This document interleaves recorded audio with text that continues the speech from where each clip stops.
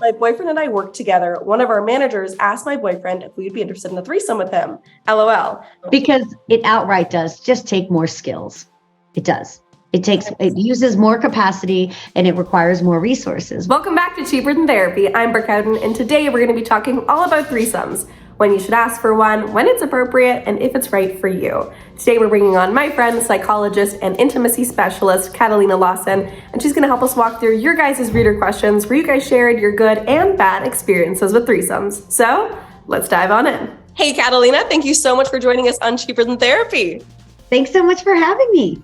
I'm so excited to chat and get down to it today. You know, we have so much that we're talking about today. We're diving into the world of all things threesomes, how to ask somebody for a threesome, when it's appropriate to ask for a threesome, is a threesome right for you or specifically your relationship? But to start us off, I have some letters from our readers sharing their experiences, both good and bad with threesomes, that I thought we could get started off with. What do you think? Love it. Love it. Okay, beautiful. So our first one, we've put a position that this one has a little bit of a creep factor. We're going to read on in. Okay. I was at a Halloween party when a woman approached me and had a friendly conversation. Her husband sat creepily behind her, nodding his head. When she said, "We picked you out of the crowd for tonight," I knew it was time to leave. So there we go, an interesting one. Our next story also feels a tad uncomfortable if you consider the power dynamics behind it. At the time, my boyfriend and I worked together. One of our managers asked my boyfriend if we'd be interested in a threesome with him. LOL. My boyfriend said we didn't do things like that and declined. We continued working under that manager for about a year, and he never said a word of it to me and acted like nothing ever happened. So that one is an interesting one. I don't know how I would feel knowing that my boss had initiated that in that position of power. And lastly, this one has a happy ending because, sometimes threesomes can be great. They're a beautiful form of expression. I was having fun with a friend with benefits from work, and he invited me to a party at his friend's nightclub. We ate and drank a lot, and then we ended up having a threesome at the guy's apartment and taking selfies on the bed. It's very funny every time I remember that experience, but it won't happen again. So from there, we kind of have three experiences on a wide scale of what a threesome could be. What are your initial thoughts? Well, one, so much of what we actually witness in each of those scenarios is just different context of the relationships, the dynamics with that relationships, as well as the context in which it's being brought up. One of the things that I always recommend to everyone around anything regarding how we connect to our bodies and how we choose to connect with others is it's very individual. And at the end of the day, it is up to us to actually consent consciously about what do I actually want. So like initially when you're like, ooh, I don't know about that power dynamic, and so much, particularly since Me Too, acknowledges how that power dynamic can actually influence choices of what we do with our bodies. And you can see, and again, and knowing that that's on a spectrum. And so this is where, okay, where's that line for an individual of, am I actually making my own choice? And is that choice aligned for me? But yeah, I totally agree with you. I think it really depends on consent, enthusiastic consent, and where you are on the spectrum of if you really want to have a threesome and if you want to have one for the right reasons. Are you trying to people please for your partner? Or is it something that you genuinely want for yourself? So, exactly. And I think that's the biggest question across all of those different scenarios is that, no, is it like, I think you described it as creepy, like when somebody, it's actually quite often is that people are out and they're like, oh, look at this person, like we want to bring them in, and so for the recipient or the person who's invited in, it's like, oh, well, and you can receive that as a compliment, and you can choose to engage or you can choose to not to. So I think so much of when we bring about threesomes, I think that there's a lot of assumptions around what is right or what is wrong. And I think that this is where so much is, well, what actually works for you? How is your body?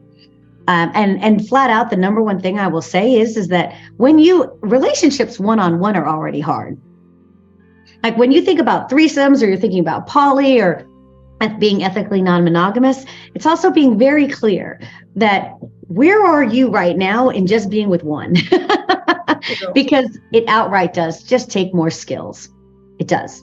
It uses more capacity and it requires more resources. When you begin to have more bodies, that's more nervous systems that your body could potentially needs to feel safe with.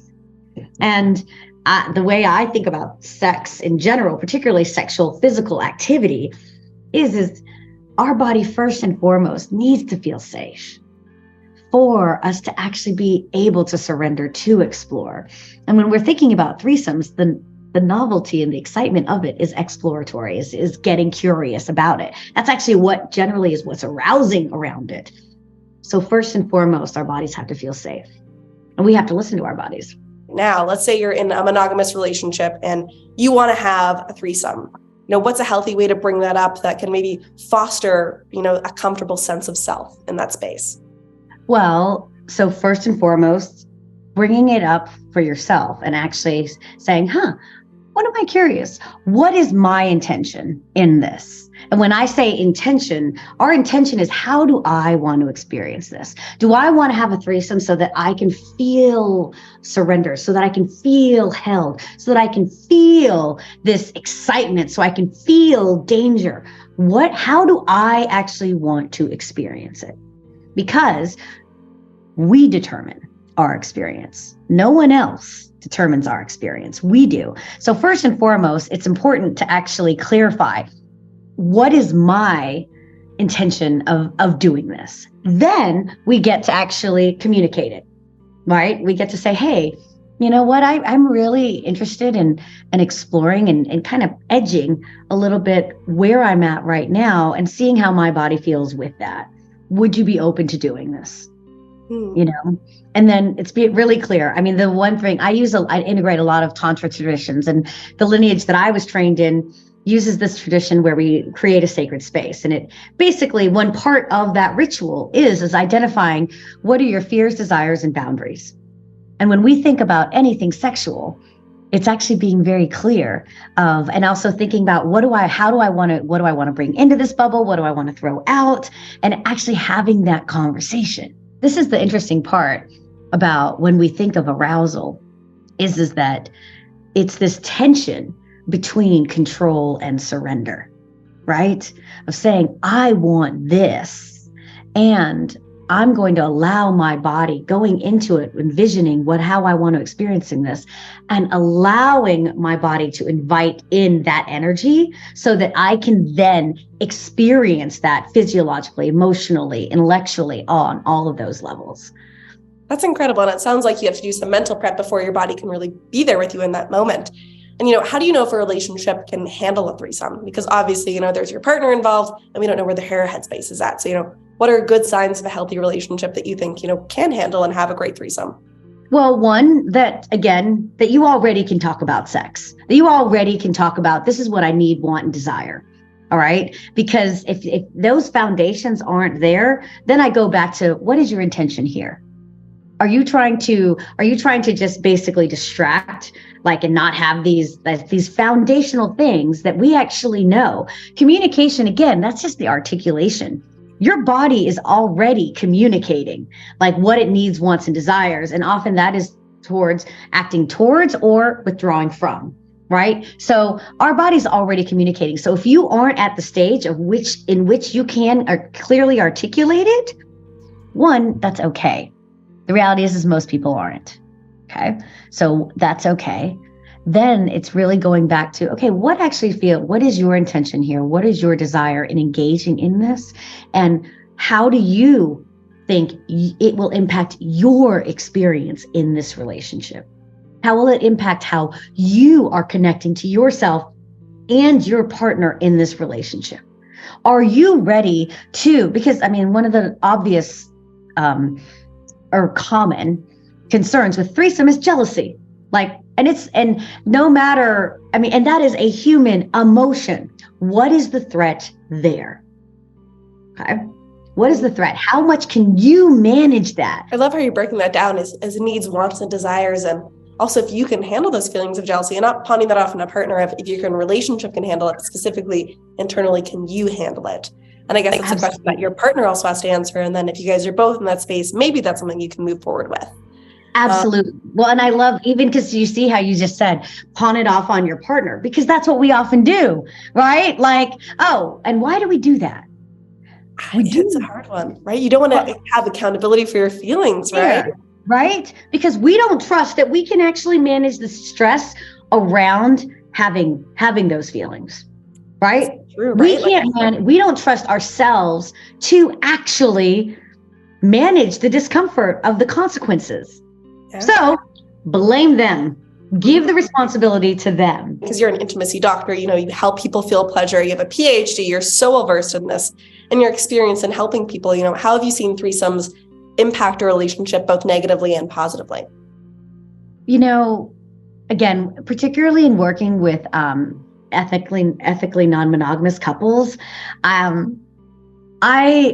I do see it as what I've witnessed is it is an opportunity to really, even when there is discomfort, to actually lean in on what's happening there. Sex, the physical act of sex, is an experience in which we actually get to explore ourselves at our most raw and vulnerable moments. And so bringing in a third there, what I've witnessed is that it actually, it's almost as if like you're ordering, right? Like you can say, okay, this is our dynamic right now in our couple. And you know what, we want to feel young again. Like, okay, so let's find somebody with that youthful energy and see how that influences us as a couple. So when I've seen it and how I've actually supported couples to expand in that is again, being really clear about that intent. Honestly, where I've seen it go awry is when it's just as how I've seen ethical non-monogamy go awry is when people try to think, hey, this will help. Thinking about doing things as cures. And people do those babies too, like, oh, we'll just have a baby. I immediately thought that when you said cure, I was like, just like when people get pregnant to fix their marriage.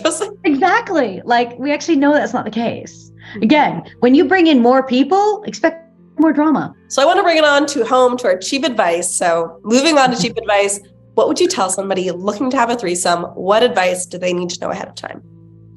Be clear about your intentions. Be clear about your needs, wants, and desires. And make a conscious choice that is aligned to that. Give yourself the space to be honest with yourself and to fucking own that your needs and wants and desires are sexy as hell and that you get to give yourself that. That's the biggest thing I would say. I love that. What incredible advice. And I think it really just comes down to, owning your own sexuality, your own power, and, enthusiastically enjoy experience or saying, hey, no, not for me, and letting it pass if you feel pressure from any kind of external factors. Because at the end, it is your body, your choice, and your decision. So we've covered a lot, and I appreciate you taking the time and joining us on Cheaper Than Therapy today. I'd like to give you the floor to kind of tell everybody a little bit about yourself and where they can find you if they'd like to solicit your services. Absolutely. So I'm a psychologist and I have a private practice where I see individuals as well as couples, primarily around intimacy and relationship concerns. And I also have another business where I do group programs where I help women as well as couples really experience ecstasy without settling for a sexist relationship, integrating neuroscience, attachment theory, and some juicy tantra. This was Cheaper Than Therapy with host Brooke Houghton and special guest Catalina Lawsin. Make sure to tune in next month for a new exciting episode. And in the meantime, leave your own anonymous questions with the link down below. Bye. Thanks for watching. If you enjoyed this video, please like and subscribe to our Narcity channel to see more great content.